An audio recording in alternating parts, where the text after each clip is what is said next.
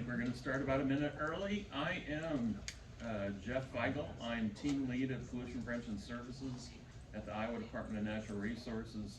We work with industry in the state doing energy conservation, water conservation, working with solid waste and hazardous waste as well.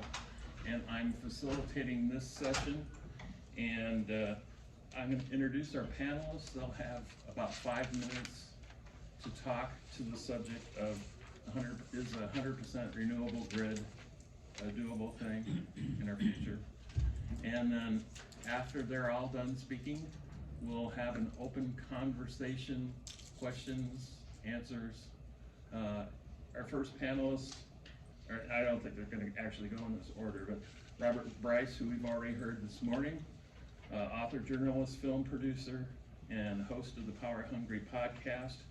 Mike Fehr, Senior Vice President, Renewable Energy Generation Compliance at MidAmerican Energy. Don Kahn, Director, Ames Municipal Electric System. And Jamie Niccolls, Professional Engineer, Lead Resource Planning Consultant for Alliant Energy. Gentlemen. All right, I think I'm up first here. So again, I work at Alliant Energy in the Resource Planning Department, and I gotta start off confessing, when I'm given an assignment, I sort of do what I want, not necessarily the exact assignment to the letter of the law. So just to put some context on things, I'm gonna talk today about the energy transition. And when I talk about transition, I keep in mind, to me, that is a process. That is not something that is done. We're talking about things that are gonna happen in 2030, 2040, 2050, in addition to what has already taken place. So to me, this is all a process, and this is like a really good time to be a resource planner in the electric utility, because of all of these new concepts and new reliability ideas that come along with decarbonization. So I'm kind of looking forward to talking to you guys today. So we're just going to talk real quickly about where Alliant Energy is at in its transition. We're going to talk about some reliability challenges. So hopefully you guys all know who MISO is, our system operator in the Midwest here and a little further south. And we're going to talk about, are we going to get to zero emissions? And of course, I think it's hard to stand here today and say, yes, we're going to get there, or no, we're going to not. Really, this is about building a roadmap so you can look for signposts along the road to see what kind of technologies are going to come up in the future to maybe help you get there, maybe adjust, maybe pivot as you go forward in time. All right, so at Alliant Energy, we have a clean energy vision, and we have some targets here of 50% reduction in CO2 emissions by 2030. By 2040, we're looking to eliminate all coal from the fleet, and by 2050, aspirational goal of getting to net zero. And I can tell you as an engineer, I don't know how this is going to happen by 2050. We do not know all the answers yet, but we've made a lot of progress already, and there are new technologies that we can look to, and we're just going to have to see how it goes, you guys, step by step for the journey. All right. So real quickly here, this is Alliant Energy's transition. You can see coal in the gray moving out of our portfolio, like MidAm. You know, we've heavily invested in wind and other renewables. This only gets us out to 2030. You'll notice there's a lot of uncertainty about what's going to happen at 2050. We're going to talk about that here in a second. But just keep in mind, there's been a lot of progress. I think there's still some things that we can do in the short term. And again, that last little bit, I mean, it's just exponential effort to get to a true carbon zero. This is my favorite subject here, is the reliability challenges of decarbonization. So our mid-continent system operator is the entity that looks after the system. They're dispatching generation. I'm going to paint this really easily for those of you who don't know what MISO is, but MISO's tasked with ensuring that the market is dispatched efficiently and reliably. And we have certain reliability requirements of MISO, such as capacity obligations. And the hot new thing in resource planning is really making sure that there's reliability in all hours of the year. Is there going to be enough generation in all hours of the year? Traditionally, I'm going to come over here, it's all been about summer peak. So what we're looking at here is the different months across the year, and then we have the different hours. So what this is showing us is that traditionally our risk of loss of load events has always been during the summer evening time. All right, so this is a heat map of when the risk is. So we build the generation system historically to make sure we can cover the system peak. As we move ahead with more and more renewables, and this is all MISO's information here, they're projecting that we're going to start seeing some risk during the winter time, during the shoulder hours when solar is not performing. All right, so we kind of have this ever-evolving world of how do I build my generation system to make sure I'm keeping up with the latest loss of load risk, how that evolves over time. All right, so big changes excuse me, the orange is the most acute shortages? What are the blocks? Yeah, well, it's a heat map. So red is the big stuff, and you can see it kind of shifts to a little bit later in the day, as you can imagine that as more and more solar comes on in the system, that pushes your net peak to later in the day. So you want to make sure that you have the resources can augment with solar to meet these loss of load risk hours. All right, so this breathes some nice fresh air into system planning and planning for a reliable system. MISO has proposed, well, we're under a seasonal construct now. Normally, we would have an annual construct where MISO would say, show me that you have enough capacity during the summer evening peak to cover your coincident load with MISO plus a reserve margin. Now MISO is saying, hey, we need to recognize that all hours of the year matter. So we're going to a seasonal construct, so we have to show MISO that I have enough capacity in all 4 seasons to meet my obligations and manage this loss of load risks. And some of the quirks that go along with this is that my solar capacity accreditation that I get from MISO is next to nothing during the winter time.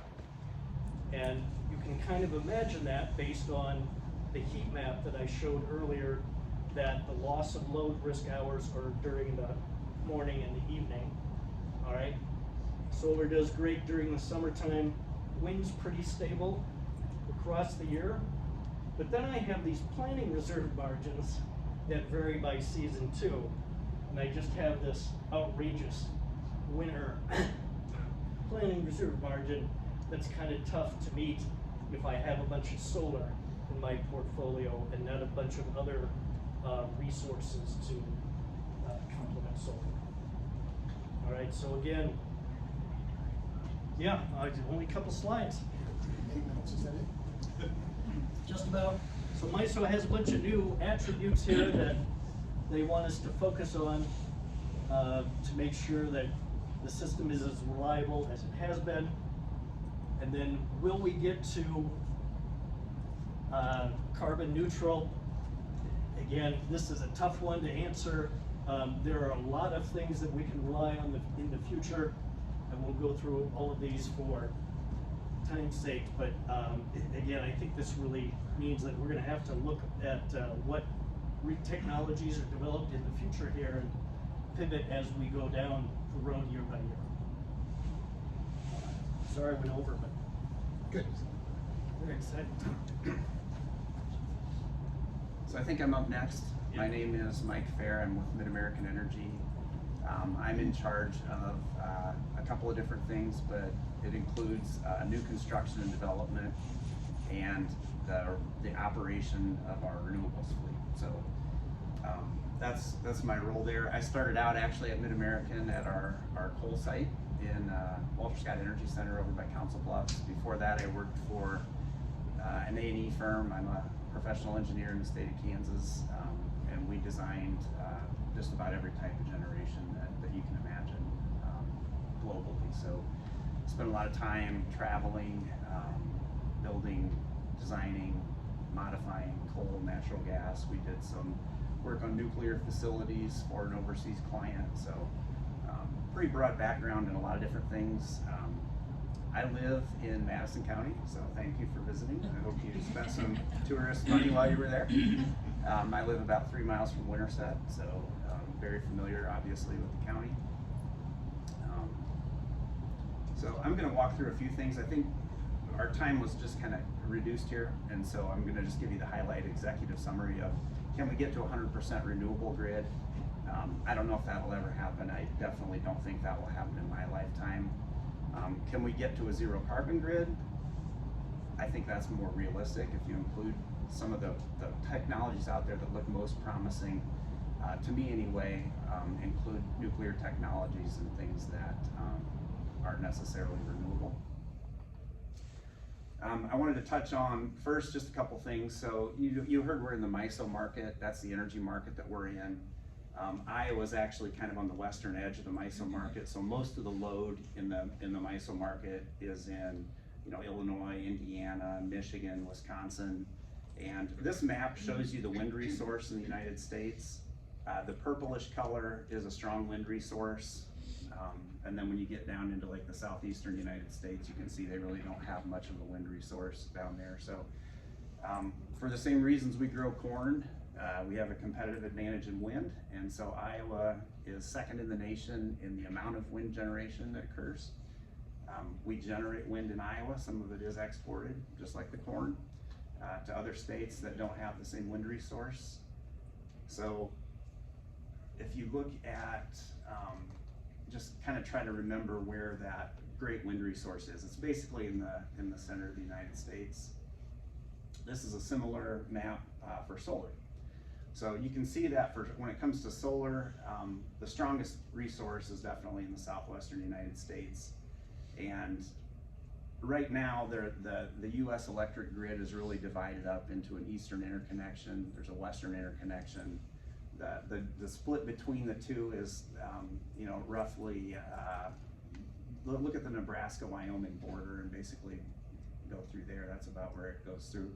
And then ERCOT, which is Texas, is its own. So if you look at this, you can see that the eastern interconnect actually doesn't have a lot of great solar in it. So if you look at those two things together, there is a lot of room. So I don't know that, like I said, I don't think the US will potentially ever get to a 100% renewable grid, but that doesn't mean I don't think there's going to be a lot of renewable growth in the next few years. I think there definitely will be. And one of the limitations on that is, how do you get the renewables from the areas with the richest resources to the areas that don't have as rich a resources? So there's a panel this afternoon, I think, on the electric grid that I think, whatever happens with the electric grid will be really important in trying to efficiently increase the percent of renewables on the grid. The alternative to that is batteries. And so we took a look for a city that's in our service territory and what it would take to get them to a 100% renewable, 24/7 outcome. It's not actually 100% renewable because we allocated to them their share of the nuclear facility that we own now that's operating nuclear. So started from that and looked at, between solar, wind, and batteries, what's the most efficient or lowest investment cost combination of those things that would get them to hourly coverage.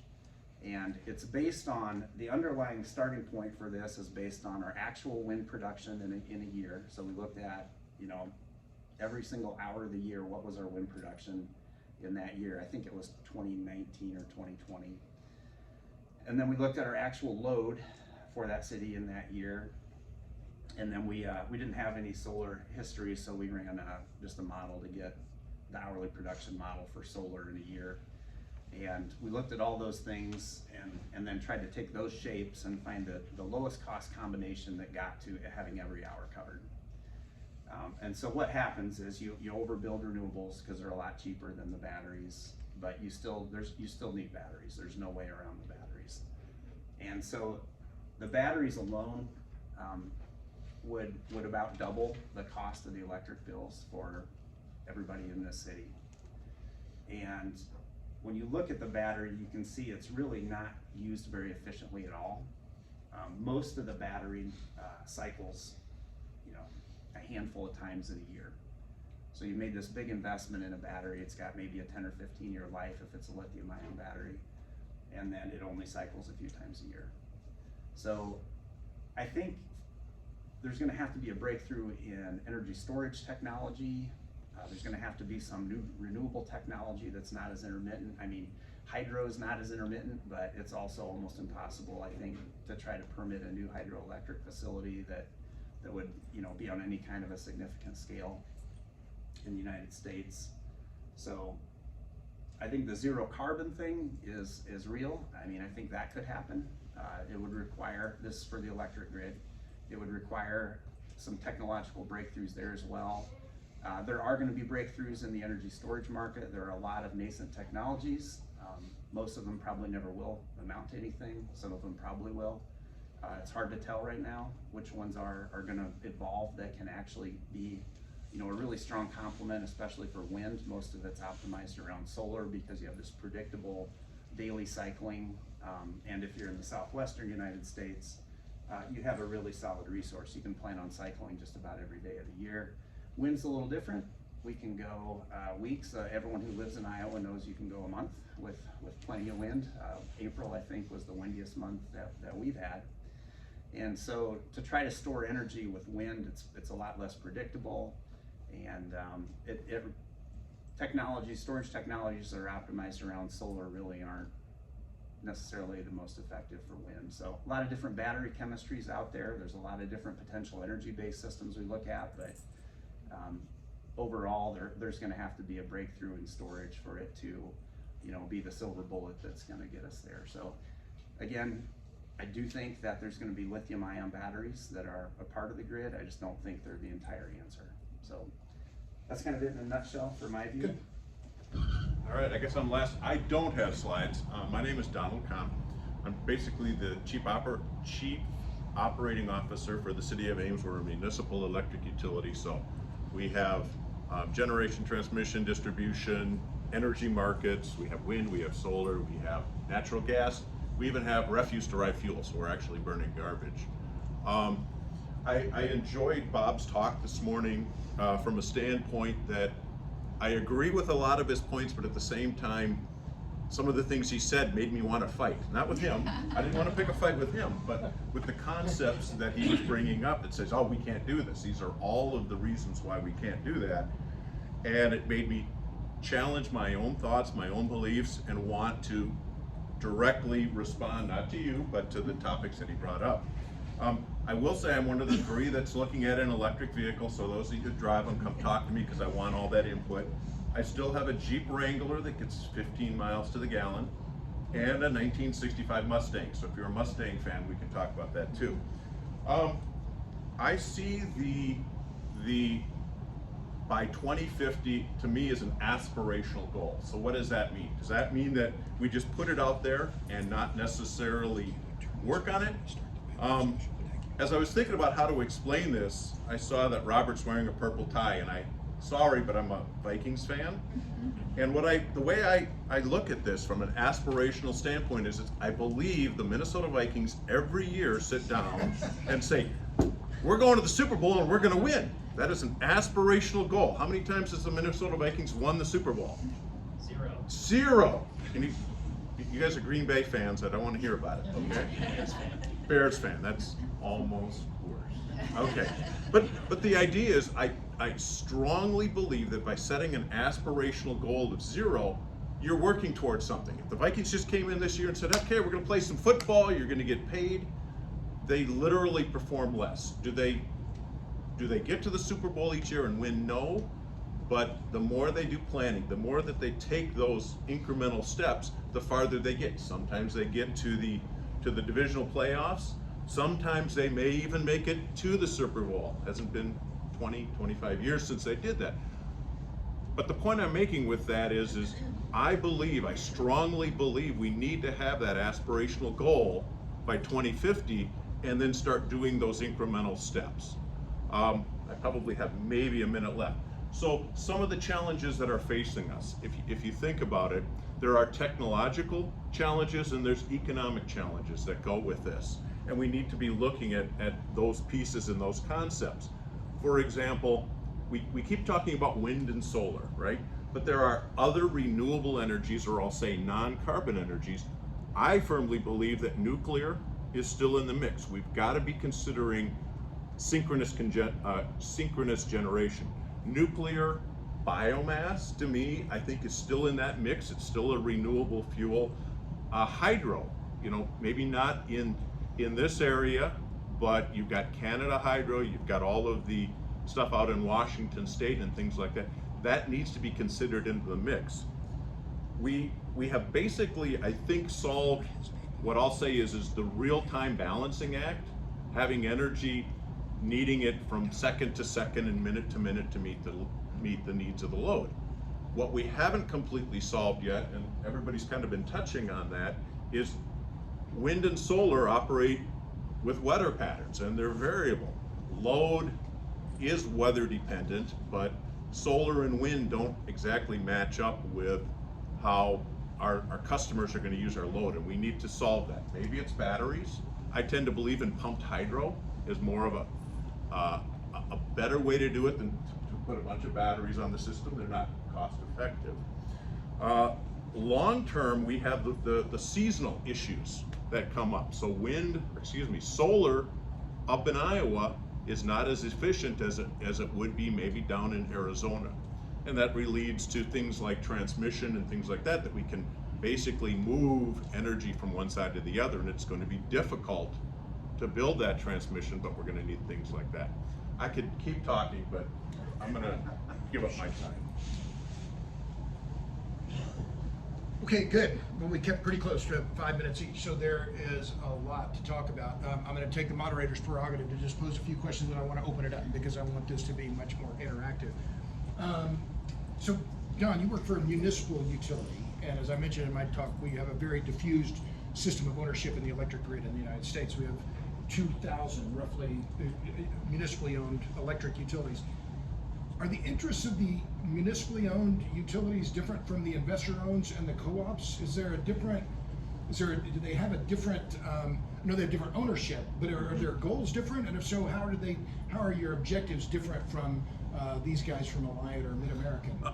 To be honest, I think from a pure utility standpoint, all of us are there to serve the customer. So we're very much in line. If there are outages on the Ames system, we've had MidAmerican, Alliant, the co-ops come and help us. So from a fundamental serving our customers, that's important. Maybe where there's one slight difference is, for example, Ames has a climate action plan. So not only am I focusing on trying to reduce our carbon footprint from a utility standpoint, I'm also involved in transportation. I'm deeply involved in waste, which the heading of this is waste reduction. I would love to have a meeting of this kind of group on waste reduction, which is another big piece on it. But so we're very much in line in what we're trying to do. There are certain aspects that I'm limited in financing, I'm limited in, and then our stuff is broader, that we have to look at all of this. So in terms of that, so in the Inflation Reduction Act, you got that was one of the things, the provisions that you could, well, I forgot the term of art, but in terms of the financing with renewables, that was a big change. And remind me, do you remember, Yep. what was the name of the IRA? Yeah, Inflation the Reduction Inflation Reduction Act, but they changed the provision so that the co-ops and the municipally owned utilities could get the tax credits. Is that right? Direct pay, I think. Direct pay. Right. So for us, that's a game changer. Historically, municipals, and I don't want to speak for the co-ops because I know we have plenty in here, but from our standpoint, really almost the only way we could do projects is we would go out, sign a PPA, a power purchase agreement with a third party. They get all the tax credits, tax incentives. and then we take a contract off of it. With the IRA, we now have the capability of accessing the equivalent of tax financing or Tax equity finance. exactly. Yeah, So okay. that benefits us a lot. It's making us look at ownership much more than power purchase agreements. Right. Michael, you seem like you wanted to add something to that. Yeah, I think everything that Don said is correct. We have municipalities within our service territory though that do have those same types of sustainability goals, and so we have our focus is on advancing affordable, reliable, and sustainable aspects of our energy portfolio. So in addition to municipalities, we also get customer preferences, strong customer preferences. Right. If we want to attract that load to our service territory, we still have to, you know, provide customers what they want. Right, so is it fair to say that, I mean, you know, Don, you talked about the politics of running a municipally owned utility, but is it fair to say the politics in terms of action on CO2 or climate, they're similar between the IOUs and the municipalities? Is that fair? I mean, I would definitely say that we need to focus on sustainability, not just in order to keep our clientele or our customers happy and in order to continue to attract load. Now, Don City might give him an actual, you know, something a little more definitive in the form Right. of an actual written document that says, here's what you need to do. But those customer pressures are real for us too. Right, but it's citizens versus shareholders, but it's a similar pressure. Is that fair? Well, no, it's our customers too. So Oh, okay, yeah, fair enough. yeah. So, Michael, a question for you then. You said, the thing that jumped out at me was you said the battery storage, correct me if I'm wrong, reading this back to you, doubles the cost of delivering electricity to your customers. Well, if you have to go to storage to get to an all renewable supplied load. Am I remembering what you said correctly? Yeah, it's something like doubling. Now, this is taking, so I think if you were to look at the hourly solar and wind production on average over 5 years or something, and look at the batteries you would need to add, you would say maybe this is manageable to do. But you don't ever get an average year, right? So every year there's gonna be a period of time where maybe you have, you know, if you averaged over 5 years, you would never probably have a day in April where you had almost no wind resource. But in a given year, on that day, you very well could. You could have 2 or 3 days with no wind resource. If you have that in February and it's cold, you basically are serving your whole load from batteries if you try to do that. And so that's why that battery gets so Batteries big. are notoriously good during cold weather. Yeah, Yeah, right. so the lithium ion technology, again, it's the most commercially available one. There's a lot of pros and cons to all these different energy storage types, and lithium ion certainly has its pros, but it also has some cons, and it really, I don't think in a wind heavy region is probably gonna be the right answer. It's just, it's pretty efficient. I mean, it'll have a role in some short-term, settling out some short-term fluctuations, but when you really need to move energy from this week to next week, instead of from, you know, middle of the day to later in the day, you just get a different answer if you're optimizing it. So that latency period of the longer you have to store it, the more expensive it's going to be. Is that fair? Is it a fair way to characterize it? The less efficient the battery, a lithium ion battery will be. It has a trickle charge that you need to keep it charged. You're paying a premium for a pretty high round trip efficiency battery Right. that you don't use very often. So yeah, the economic efficiency of it is not nearly as good with wind as it is when you pair it with. And with what is solar. that round? I've heard Vistra. What is that round trip efficiency on the batteries? Once you charge it up and then you bring it back out, is it 60, 70%? For lithium ion, it's higher than that. So for lithium ion, it could be, you know, 85%, 87, and it kind of depends on whether you go from, if you're charging it on the DC side of a solar facility, the efficiency is a lot higher to store it than if you're going from AC to DC back to AC. Because you're losing in the inversion process. Correct. Right. You have Okay. 2 inversion processes. So a lot of the lower cost technologies that are less capital cost but capable of storing energy longer, most of those have a lower round trip efficiency. Gotcha. So, And are you using any lead acid? I'm pretty familiar with lead acid. No, Is we anyone doing long duration storage with lead acid? we aren't. I mean, we have one battery that's it's a 1 megawatt, 4 megawatt hour battery. It's not, you know, if you're in the industry, you know that's really it's really more of an R&D type thing for us to try to understand how it can work in our system. And when we identify a way to use it in our system that provides benefits to customers, then we'll roll it out on a larger scale. But right now, it's really just R&D. So MidAmerican only has, what's your battery storage now with MidAmerican? Just 1 megawatt? 1 megawatt, 4 megawatt. 4 megawatt, Yep. okay, got it. The other point to that though too is if you're charging these batteries off peak and you wanna use renewable, that means you've gotta overproduce during the day. So you don't just build to meet your real-time needs, you've gotta overbuild to be able to charge those during the day so that you have it at night. Right. So, well, that brings me to James. So you talked about I thought I hadn't seen those numbers on the MISO and what your solar numbers are in the winter. And I live in Texas, I live in Austin, and I got blacked out for 48 hours, right, 2 years ago. But we had a very cold event in February where wind dropped to effectively zero again during a very cold spell. So you had a reserve margin number there that was 28%, but it didn't quite follow where that's what you are negative, you're short 28% if you try and go to all wind and solar. I didn't quite follow you in terms of how what you were saying. So the planning reserve margin is like how much extra capacity do you want to have relative to some amount of load? Right. And you're gonna get accredited capacity tokens from MISO at a different rate relative to nameplate, depending on what the resource is and what season it is. Oh, I see. So, okay. So in general, if I'm remembering correctly, a grid operator wants to have about a 15% reserve margin, but that's for thermal generation, right? For conventional generation, It's hard to sit there, I know. So in the old days, in the old days, okay, go ahead. when coal and gas and nuclear was real Dominant.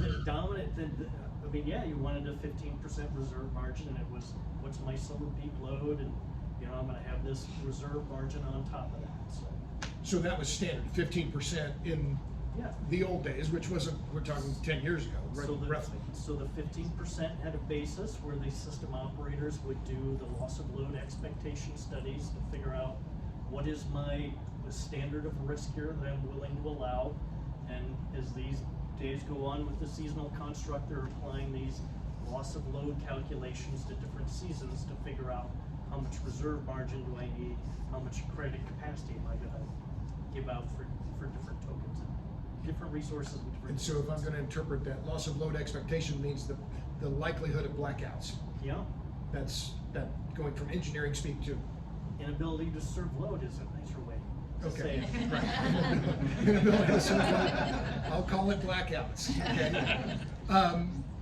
So you're saying, so then to go back then, 28% is your reserve margin that MISO is telling you, you have to have double the amount of generation capacity if you try and go heavy on renewables now than you used to have if you were in the old thermal generation days. Am I reading that back correctly? I don't know if I'd look at it that way, but I think what I have seen is that when it comes to MISO's seasonal construct, I need about the same amount of capacity through all the seasons, and things are pretty flat in terms of the amount of capacity that I need. What I guess I'm trying to get at is is it fair to say, is it true that if you try and go heavy renewables, and our theme or our caption is 100% renewables, you have to drastically overbuild the amount of capacity relative to what you would have to do with thermal. Is that fair? Yeah, I just don't think that utilities really do that. I think most people are looking for diversified portfolios with lots of different technologies and fuel types, so. Okay, these two engineers are jumping. Yeah, we're all engineers. Go ahead. Yeah, but to the side of that is you don't necessarily have to overbuild because your load is lower. You just need more capability in the winter relative to load. So But you lost me at the load is lower. What do you mean? So in other words, all of us, I think, are summer peaking utilities. So that's historically you would meet that summer peak demand, and you need 15% reserve margin, or I think right now in MISO it's closer to about 8%. When you start looking at the winter, where the reserve margin is quite a bit higher, it's the reserve margin on the winter peak, which may be 70% of your summer peak or 80%. So you're not overbuilding to meet your winter obligations. It's just that you have to have that generation available year round, whereas oftentimes in the winter, you didn't have to worry if you had a certain unit that didn't run in the winter, things like that. Michael, you were gonna say something? I think they've covered it. I don't want to bore everyone. I think the distinction between accredited capacity and nameplate capacity is an important one for people that aren't familiar with it. So nameplate capacity is what you can produce from your generator when you have all the right conditions. So for a coal plant, that just means you have coal on the ground and everything's running and you can feed enough coal into the boiler. So for a wind project, it means you have to have a wind resource, right? With the optimal wind resource, that's what you can produce. So that's the nameplate capacity. The accredited capacity is how much can you really, it's a measure of reliability, it's more how much can you count on having, you know, to keep the lights from going out. So a coal unit, maybe depending on its forced outage rate, where, you know, things go wrong for a coal plant too, but maybe it's 95% or something like that. And for wind, maybe it's 15% of the nameplate. So So is that what Still you're get- getting in, I mean, it varies by month, right, in the accredited capacity? so in the seasonal model, you look at it for every season, and you can get a different accreditation in different seasons. Right. So solar's strong in the summer, weak in the winter. Wind is stronger in the winter, weaker in the summer. Gotcha. So Don, when you said about top 10, one of your, actually James, your slides showed this move from summer peaking vulnerability, right, or I put it that way, summer vulnerability to the grid under these different conditions, going from a summer peak to a winter peak, and I'm going to speak about Texas because that's where I live. Yeah, not even winter peak, but just like winter hours when. Winter you're- vulnerability, I guess, would be another way Yeah, to think about things are gonna, those loss of load risks are gonna change over time. blackouts. Yeah. So the other move that's afoot here on the federal level and at some state levels, in fact, New York just passed a ban on natural gas in new buildings, right? Which I hope the Ninth Circuit ruling from last month will maybe make them change their mind, which I've written about on my Substack, robertbryce.substack.com. But at the same time, there's the push on for renewables. There's a push to limit gas connections and limit the use of gas, particularly in the winter time. I mean, which would, in the winter where that gas is really needed. If you have to go at the same time to reducing gas consumption and more electric load, we potentially go to a massive winter peak because we're gonna have to have more resistance heat, more heat pumps doing heating that was provided with gas. Have you thought about that? Are you Yeah. looking at that in your? So what you described is like the worst case scenario for a resource planner or a utility.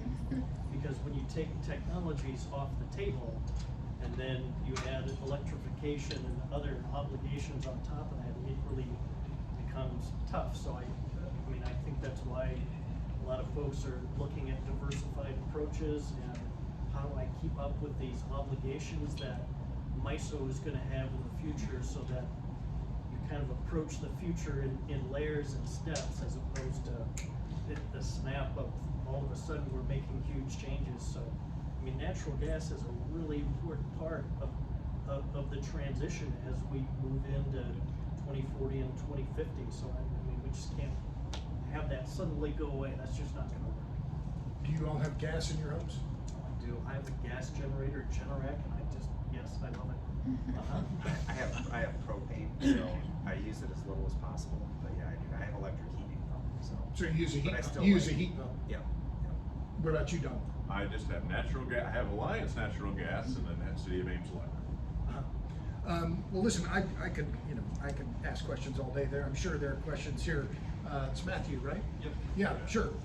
Quick question on resource planning, but then also this could take into the outlook of getting to 100% renewables.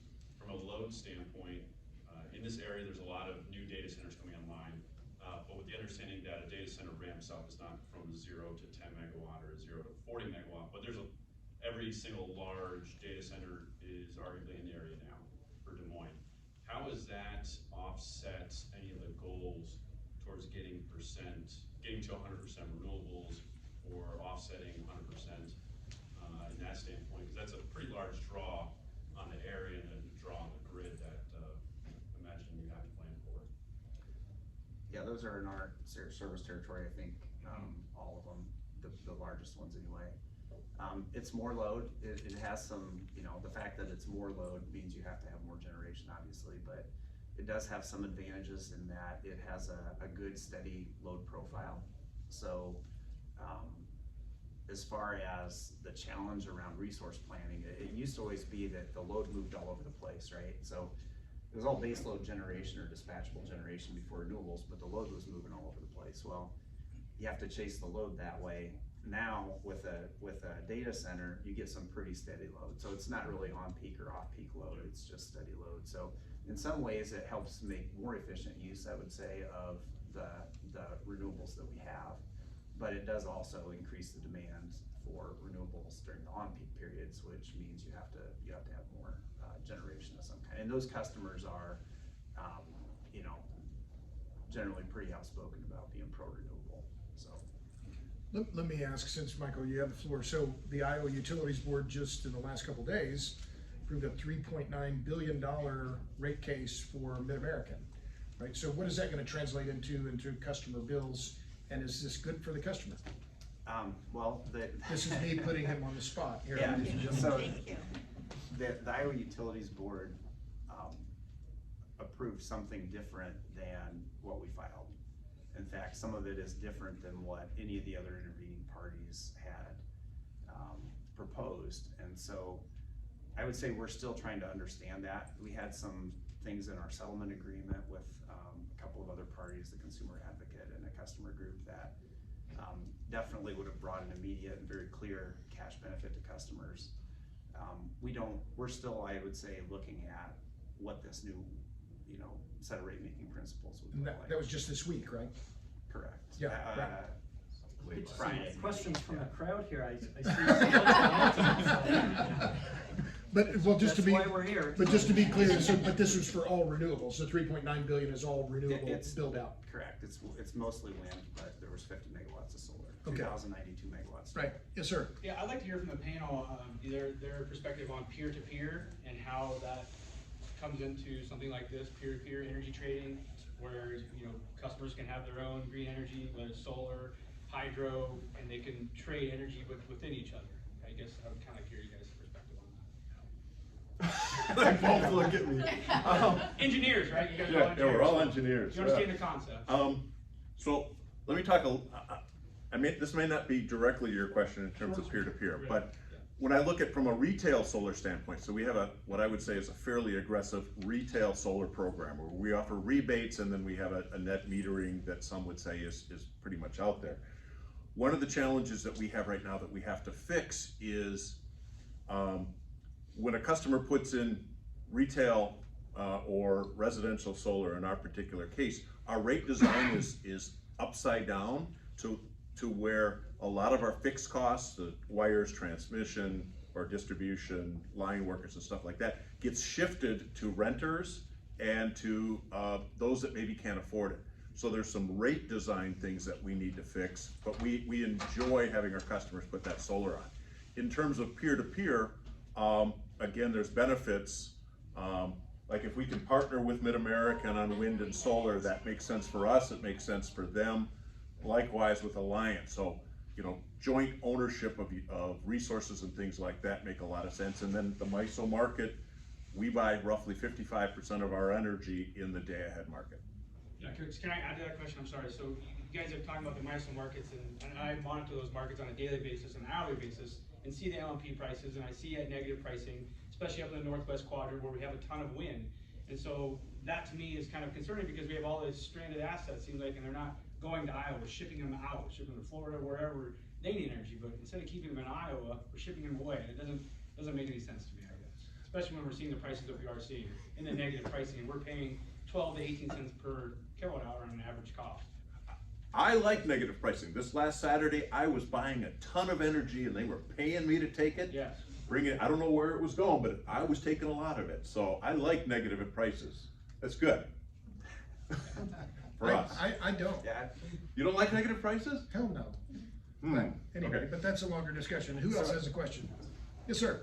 I wanted to follow up a question on the data centers, and I was just curious if those large loads that you've seen come into your territory are willing to be interruptible customers, or are you giving them offers of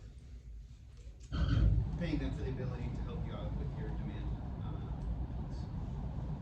We do have demand response programs as part of our energy efficiency program. I'm not in charge of that area. I don't know if, I think they do have backup generators, but I really don't know how to answer that question. I can, I've actually been American Energy and I'm on the demand response program, so I can say something. But the data centers that we have in our area do not participate in our demand response programs. They chose not to pay for it to them. I'm sorry, who are you with? MidAmerican Energy. Oh, okay. Who else? Yes, sir. Kind of following up on that, in the future, in 2030 and beyond, where do you see the role and mix of demand response and demand management playing to kind of address the intermittent power? Yeah, I mean, are you asking me? All three of you. I'll go first. I think that's going to continue to be very important, and you know, as we looked at those heat maps, I think as we think about the blackout risk, which is really just the risk of things getting tight on a reserve margin of how much generation do I have capable to meet the load. We might need to think about are hours going to shift so that do customers need to respond during hours that are not the traditional summer peak? Do they need to be ready to operate an interruptible program during the winter time?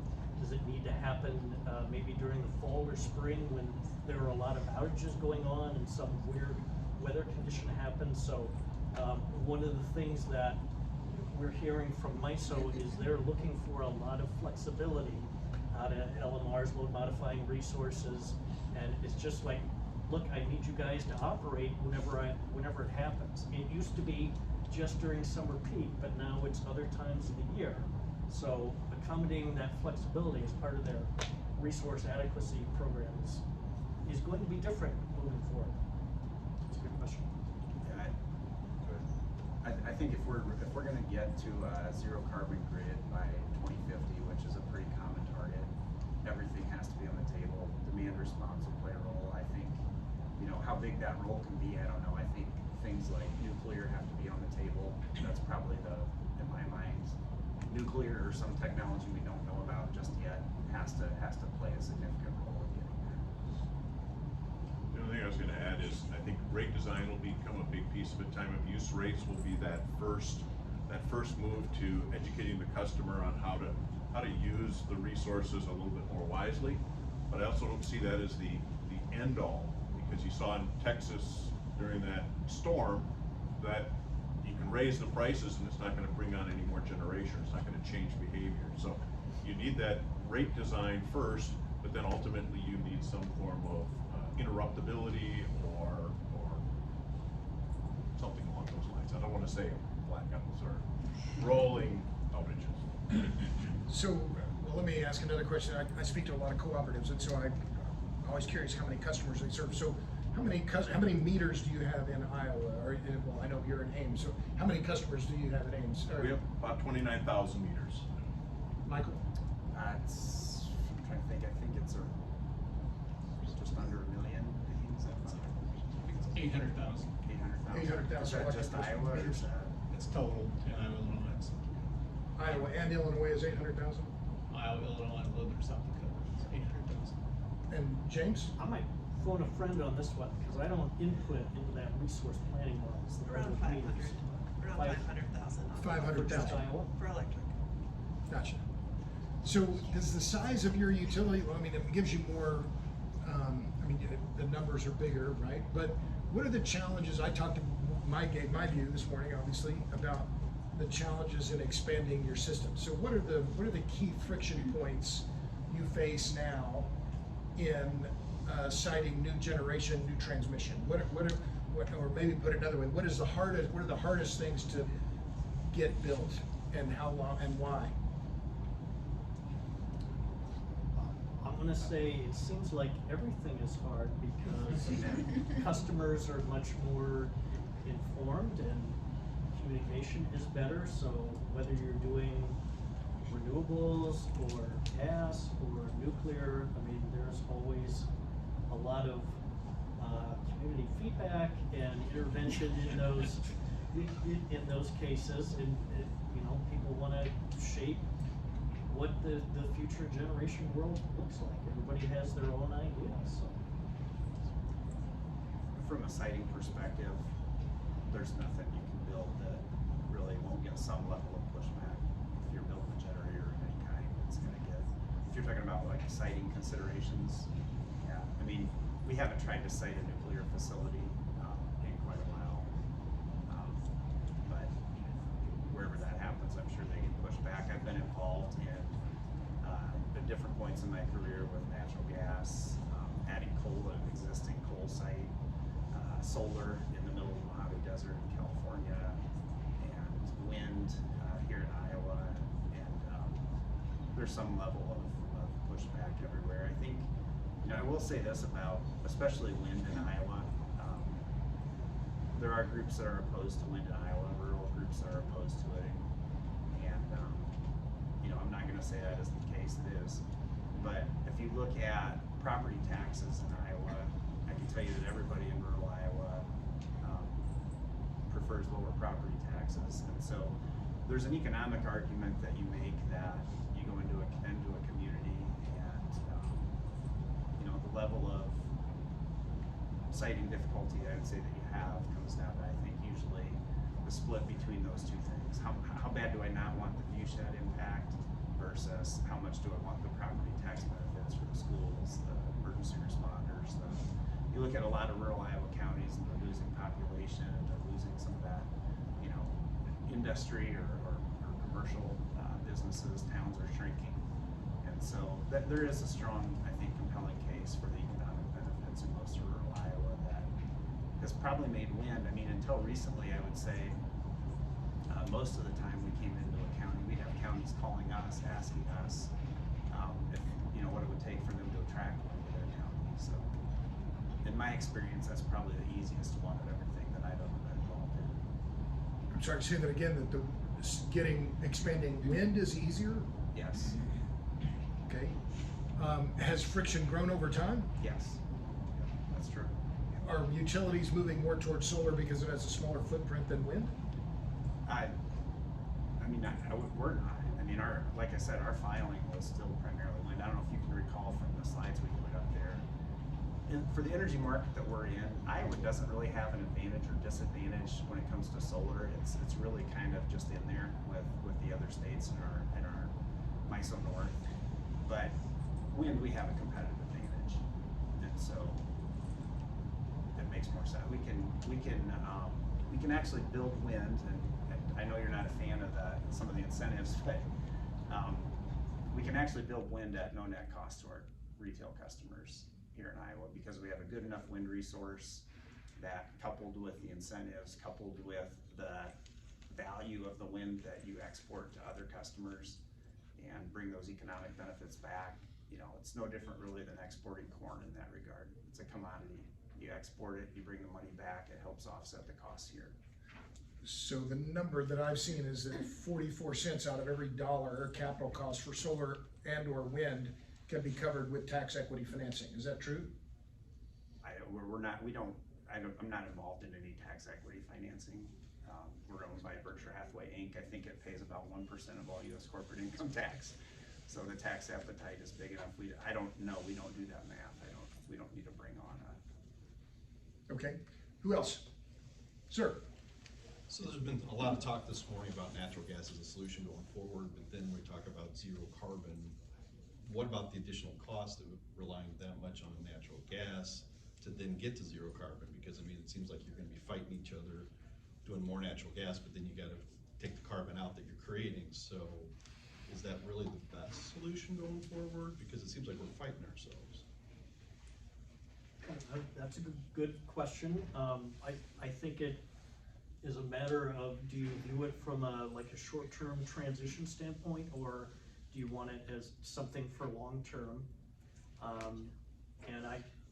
And we had an interesting question here about what will the resources of the future look like, and I think we can all agree it's going to be a huge magnitude of change what the future generation portfolio looks like relative to today.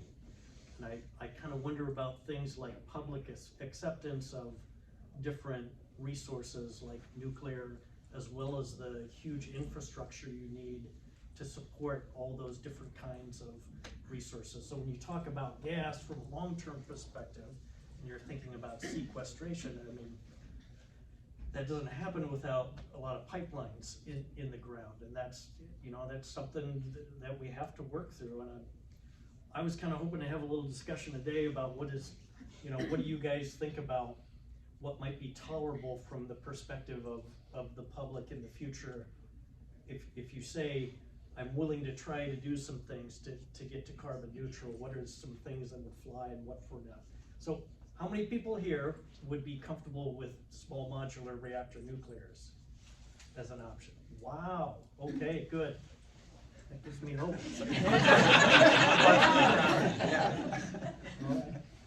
Well, let me just ask them, well, so I'm adamantly pro-nuclear, been pro-nuclear for a long time, but I also see the very clear challenges, the NRC, the regulatory part, right? Getting past the Nuclear Regulatory Commission. NuScale got design approval for their reactor. It took 6 years and $500 million. That's what they paid to the NRC, in addition to their own costs. You've got the supply chain issues, you've got the fuel supply issues. Is new nuclear viable, or is Alliant, or I'll put it very directly, I'm not sure if Ames is looking at nuclear, but if they are your utilities looking at developing new nuclear now? I think the approach of everything on the table is a good way to think about your options and your pathways for decarbonization. So I don't pin anything on any one magic resource. I mean, certainly there's some things like storage, you expect to have some breakthroughs, but I'm kind of curious what you think about what can we do for public acceptance of something like nuclear. Maybe we don't need to do anything. Maybe everybody's okay. I'll answer that, because I mean, the show of hands here, I think this is representative of a sea change in thinking about nuclear energy. And I see it in a generational terms, right? I grew up in, you know, I'm gonna be 63 this year, the era of the fallout shelter, and, you know, then the era of nuclear fear, right? With the Cold War. But that's changed now, and I'm very encouraged by younger activists, Mark Nelson, Matty Hilly, Chris Kiefer in Canada, a new generation of younger people who are adamantly pro-nuclear because their concern is climate change. But I mentioned this morning I went to Japan. It made me very sober too about the things that are going to have to happen in the United States in terms of industrial policy, in terms of fuel supply, in terms of mining, supply chains, who's going to build it and where. But I think the most viable way for nuclear going forward, because of the limitations on the electric grid, put new nuclear at the sites of old coal plants, right? Because then you use the existing infrastructure. But adamantly there's a lot of money, billions coming into the SMR space, but it's going to be a long road because we have a very big network, 1 trillion watts of capacity, 1.2 trillion watts of capacity. You know, NuScale's going to build 70 megawatts, and I go, okay, well, great. You know, it's decimal dust, but that's my trying to be very clear-eyed about it. We only have a few minutes left. Who else? Can I just add one quick thing? Yeah, sure. So, to answer the question about whether or not MidAmerican's interested in it. Oh, thank you, yes. The answer is yes. If we're gonna get to zero carbon, I think that has to be on the table. Our affiliate in Wyoming is actually Rocky Mountain Power. Rocky Mountain Power is in the process of constructing the TerraPower Natrium technology. In Kemmerer, Wyoming. In Kemmerer, which is But that project, but that reactor Niccolls. hasn't been designed, it hasn't been approved by the NRC though, right? Correct, it's in development. Yep, that's correct. And TerraPower just announced as well, and I followed this, The fuel. that they're gonna delay the rollout for 2 years because they don't have HALEU, high assay low enriched uranium, because the Russians control that market. And so there's no other supply of HALEU right now, so that's why the Natrium reactor is being delayed, and TerraPower's announced they're gonna do, looking at several other sites with Rocky Mountain Power. So is Warren Buffett, have you talked to Warren lately? Is he pro-nuclear? He doesn't call me. He doesn't call me. Have him call me, I'll ask him. Who else? We got a couple more minutes. How about you, Ben Johnson? Put you on the spot. The cost of going to a carbon-free, total carbon-free economics. When you look at what happens in Europe, where they don't really subsidize all the costs of electrical generation, you see that as you approach 40, 50, 60% of total energy being produced, which is carbon-free, the price goes up. 3 fourfold. And when you get to 100%, it may be even as high as 5+ current rates. And we're starting to see a little bit of that surface in the economically impoverished areas of California, where it does create a complete impoverishment of that sector of the public. So my question is, I mean, if we're going to do that, not only will we make it more unaffordable for the average citizen to be able to afford power and really downplay their current quality of life, there's a lot of other things we have to think about as well. So in order to get that 100%, we have to overbuild, I think, 3 to 5 times. We're talking about technologies where we're going to count on batteries and the rate of change, iteration of change that becomes a more capable thing is so slow. I just don't know if we can actually count on that to actually ever happen. So I don't want to see the U.S.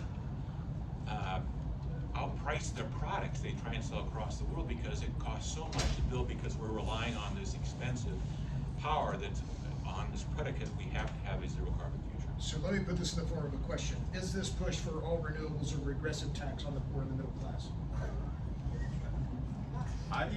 Well, so what you said was perfect, and I totally agree that you put it very well. As you try and squeeze every last drop out, things are going to get more and more expensive, and that's why this is like a path that we're going to take. This is not something that you decide today. So I totally like where you're coming from. That's why we have a regulatory process in Iowa to go through application by application. We have rate cases, so I totally understand your points, and as an engineer, I can't quite see how it's going to happen just yet, but I know that we need to keep our mind open to new technologies and whatnot. I just don't think we should give up. You've got to say, how do I build out my resource plan so that I've got multiple pathways that I can go down to move to whatever. So the other thing I'd say real quick, from an Ames standpoint, getting to 100% is tough, but it's that last 20, 25% that really is a stretch. For us to get to 50, 60, 70, I actually see Ames electric rates going down, subject to the federal taxes and that federal subsidies. We need that to bring that down, but our rates will actually drop as we continue to add utility scale wind to our portfolio. Okay, well, we're at time, so. Yeah, we're out of time. So thank you all. Please give a hand to our